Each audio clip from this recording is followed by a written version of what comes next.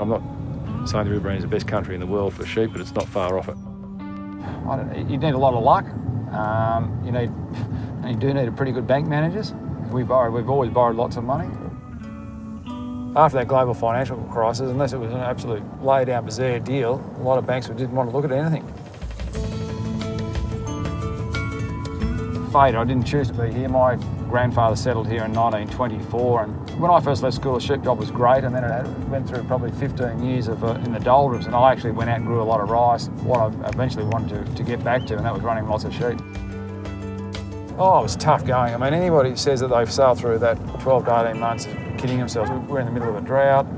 Everything was just falling apart. But I just tried not to lose sight of where I wanted to get to. When the drought came, we decided that we had to keep our ewe population alive. The cost of fodder was prohibitive. We were spending $700,000 a year just to buy grain and hay. Well, I wasn't going to sell down my ewe population. I just knew that once we got out of this drought, that we would have a fantastic base to springboard from. So there's only two ways of keeping them alive: you either buy fodder in or you buy places to put them on. The big challenge when you're in a rip-roaring drought and there's no money coming in, you're saying to the banks, we want to buy more properties. You've got to have a very understanding bank manager to do that. The character of the bloke, he didn't mince words, very matter-of-fact about his business. I met Ian on his farm. He had 14 people working with him, which he needed to for the huge volumes of sheep, but he was incredibly hands-on. I still believe banks, they back individuals. They look at cash flows, they look at equity, they look at lots of things, but they also, there's a personal thing. The sheep industry was 5 or 6 years ago was struggling.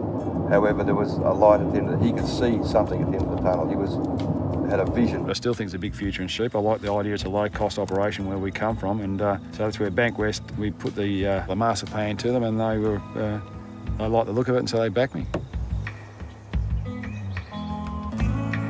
I think other people he'd approached were a bit intimidated by the size of his business, but we were keen to have a look at it. We want to breed the top sheep. It's generally going to cut 7 to 8 kilos of 21 to 22 micron wool. It's going to have 100% lambs, and we're going to get, turn off weather lambs straight off the mothers at 18, 19 kilos. It's one of our breeds. This is what he's looking for. Because he wanted to produce his breeding stock himself, and then he could control the genetics, which will be and make him a bigger player within the industry.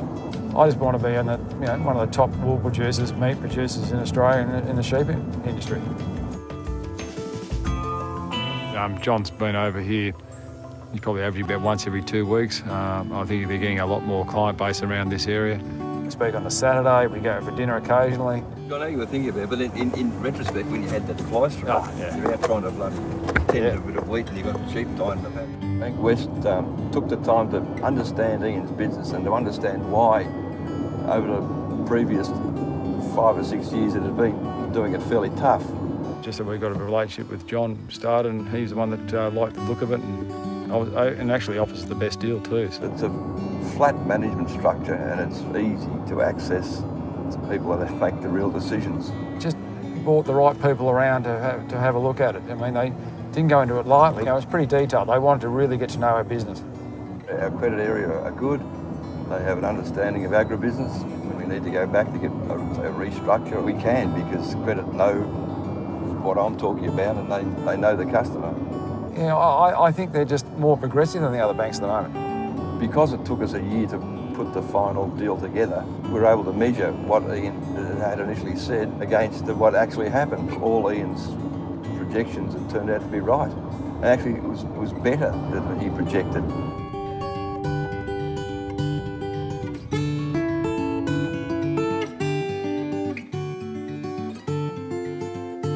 If we'd taken a negative outlook on the whole job and walked away from it all and sold our sheep down the middle of the drought, we'd be back to about 15 or 20,000 sheep. Well, to replace those other 25,000 sheep, we'd be looking at $5 million to do it at the moment. And as it's turned out, in your wildest dreams, you wouldn't have thought the sheep prices would go where they've gone to, but it's been pretty satisfying.